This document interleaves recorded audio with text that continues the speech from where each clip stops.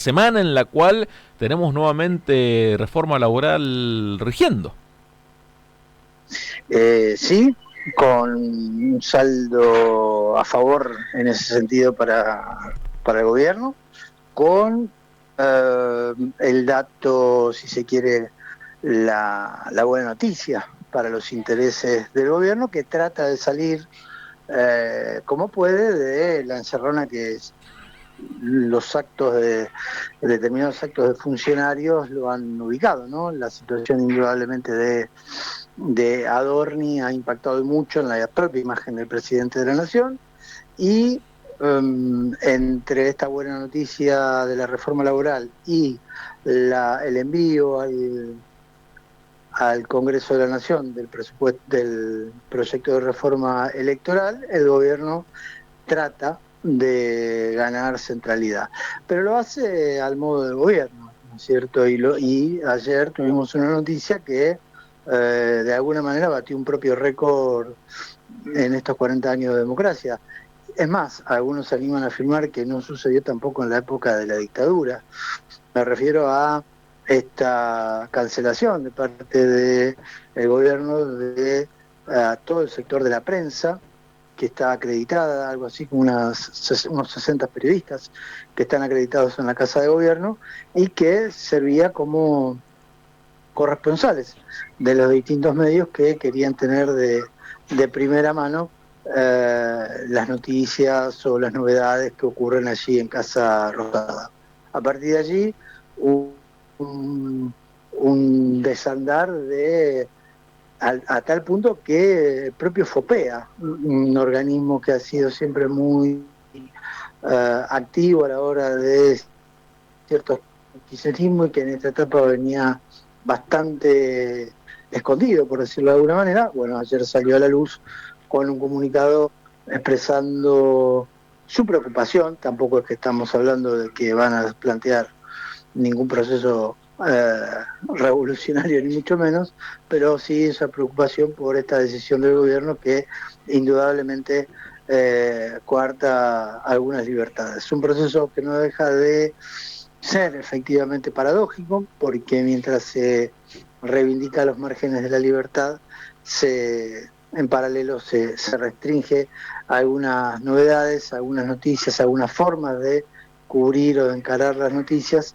y eso indudablemente nunca es bueno para lo que se supone es una república. Exactamente. Bueno, Miguel, y el día de ayer, llamativo, ¿no? Como algunos comunicadores justificaban esta medida.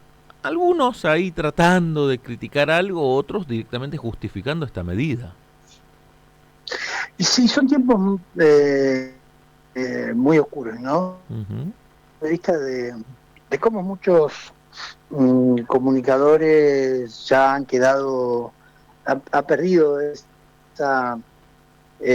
fuego sagrado de inquirir, de preguntar, de no ser funcionales a ciertas estrategias de poder y terminar siendo más que nada eh, marionetas, si se quiere, de determinado proyecto político. En este caso, aquellos que efectivamente en determinada etapa planteaban y querían preguntar, porque Ujú. en el cristinismo no se, o en el kirchnerismo, si se quiere en general, nosotros no se asignaban o no se daban conferencias de prensa, o los funcionarios de aquel entonces no iban a los medios de comunicación que resultaban claramente opositores, lo cual fue, creo, una estrategia errónea en aquel momento del propio kirchnerismo, luego del cristinismo, porque dejaba abierta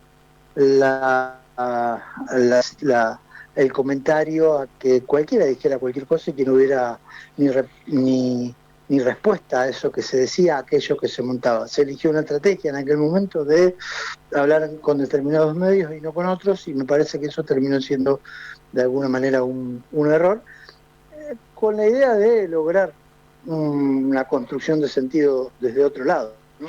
Pero me parece que a mí eso ya es una historia vieja y hoy el escenario es otro. Y aquellos que efectivamente lo veíamos en las palestras denunciando esto de que no los funcionarios no los atendían, o directamente se terminan travestiendo y a partir de un hecho, te diría menor, como puede ser una filmación de algún pasillo a partir de lo que ha protagonizado la periodista Luciana Geuna, de mostrar alguna cuestión para la que aparentemente no estaba autorizada ahí en Casa Rosada, termina pagando en exceso, insisto, un conjunto de periodistas que, en definitiva, como siempre decimos, lo que hacen es cumplir una función y que tiene que ver con la información y con brindar una información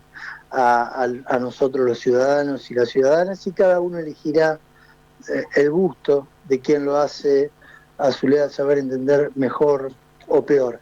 Pero todo lo que viene atrás de parte del oficialismo, con la andanada de insultos que ejerce el propio presidente de la Nación, incluso sobre algunos nombres propios puntuales, me parece que es un exceso y que habla de estos tiempos difíciles, oscuros, porque nos habíamos acostumbrado a que cierto sentido común se aceptaba que el disenso viniera de la mano de alguna palabra un poco subida de tono, pero no más que eso. Ayer hemos asistido nuevamente en una entrevista que el presidente le dio, creo que a la televisión pública aquí en la Argentina, a una serie de improperios y insultos sobre algunos periodistas en particular que me parece que marcan, insisto, un deterioro que tiene un anclaje en parte de la sociedad. Basta verlo en las cuentas reaparecidas de trolls y de no trolls, porque hay nombres propios que se suben a este esquema y que me parece que es parte de este tiempo, ¿no? Un capítulo más, digamos, una raya más en la cebra, por decirlo de alguna forma, una mancha más al tigre, a lo cual lamentablemente Javier Milei nos ha acostumbrado y que no es una buena señal para una sociedad con las características que tiene la sociedad argentina. Miguel, no me voy a cansar de repetir e insistir lo que va a costar reconstruir todo esto, ¿no? Todo este deterioro Sí, institucional, absolutamente. lo que va a costar Sí, reconstruir. Y el otro sí, de los puntos, los aliados, ¿no? Los aliados, ¿se lo vio? ¿Escuchó algo de Maximiliano Puyaro con respecto a esto? Por ejemplo.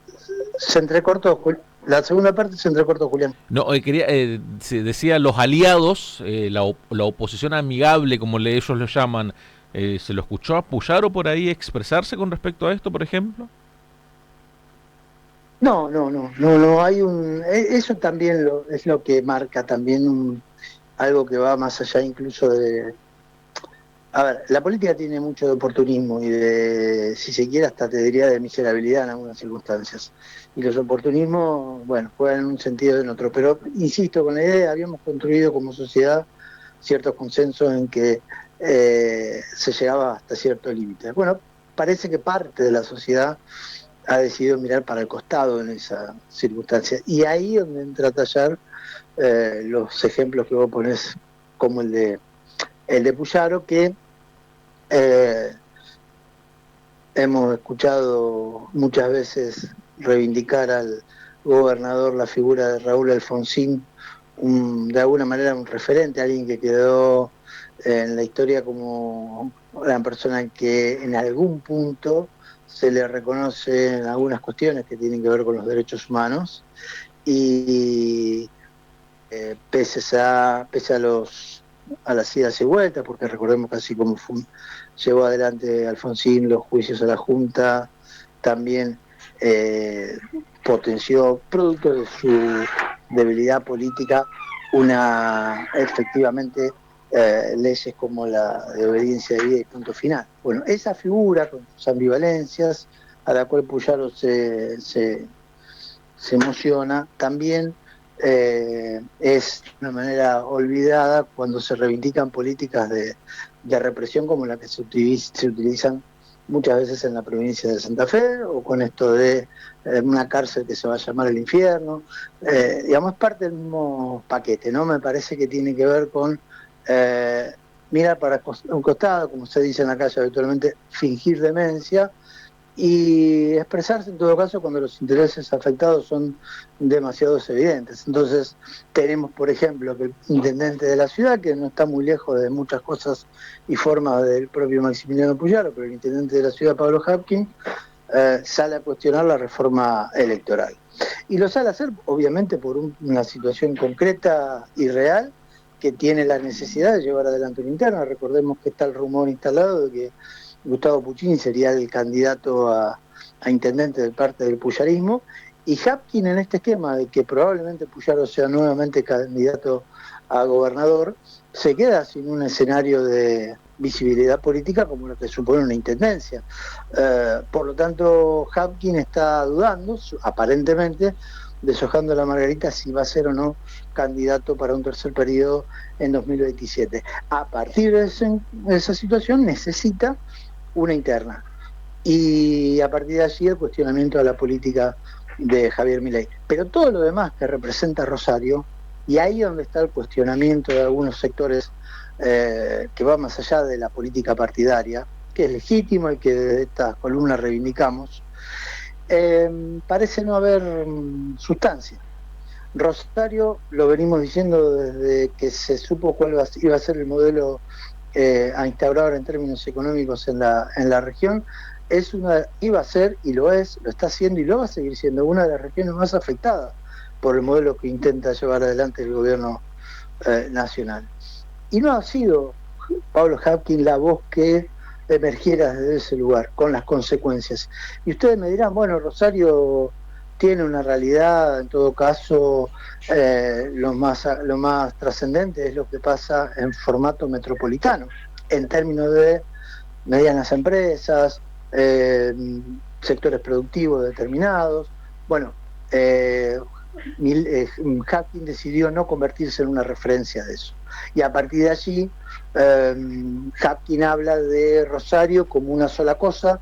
Hapkin habla como una ciudad que no está, no es la representación, si se quiere, la hermana más importante de todo un esquema metropolitano y de un modelo que lo está afectando, y habla de gestión desde un lugar muy particular. Bueno, estas semanas, bienvenido sea, salió a cuestionar en algún punto a Javier Milei y a este proyecto de reforma electoral, pero insisto, por una cuestión muy específica, muy individual, muy puntual, que tiene que ver con el esquema propio que lo limita a Hapkin, y de ahí en más me parece que hay que entender este posicionamiento opositor, porque uno puede reconocer que en la necesidad de la región del apoyo del gobierno nacional, de ciertas vinculaciones a partir de lo que era la situación de la inseguridad en Rosario en 2023, pero una cosa es eso, tener buen diálogo con los funcionarios nacionales y aplicar determinadas políticas, y otra muy distinta, mirar para otro lado, otra vez, fingir demencia ante un modelo económico que está está afectando mucho en la región, y basta ver las estadísticas de determinadas organizaciones e instituciones para darse cuenta de lo que estamos diciendo, que no es una cuestión antojadiza, sino que es algo que está pasando y que es real, y que evidentemente el intendente de la ciudad de Rosario eligió en su momento no representarlo. Miguel, como siempre, muchísimas gracias, muy pero muy buen fin de semana. Le mando un abrazo, Julián, otro para Carlos. Buen fin de semana para todos. Muchísimas gracias. Será hasta el próximo día lunes. Se pasaba el análisis político de Fundamentar de la mano del licenciado